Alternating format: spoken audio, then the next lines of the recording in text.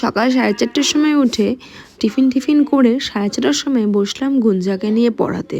আজকে গুঞ্জার project submit আছে, তাই প্রজেক্ট আর কিছু SW বাকি ছিল, সেগুলো নিয়ে বসলাম। গতকাল রাতে শরীরটা খারাপ হয়ে যাওয়ার জন্য সব কমপ্লিট করতে পারিনি, তাই আজ সকালবেলা ঘুম থেকে উঠেই করতে হলো। এবার বেরিয়ে পড়লো স্কুলের উদ্দেশ্যে। আজকে স্কুলে টিফিনটা খুব লাইট ছিল, একটু নুডলস আর কিছু কুকিজ ছিল, কারণ সময় হয়ে ওঠেনি, পড়াতে বসাতে হয়েছিল তো।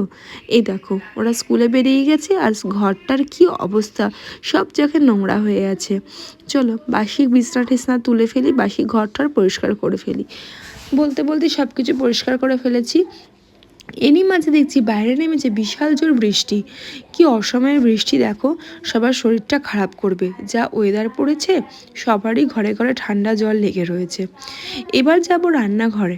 আজকে স্পেশাল একটা ডিশ রান্না করব, কারণ সবার ডিমান্ড হয়েছে চিকেন বিরিয়ানি, ঘরোয়া প্রসেসে, একদমই রিচ করে নয়, দোকানের মতো তো তেল মশলা দিয়ে না, হালকা তেল মশলা দিয়ে।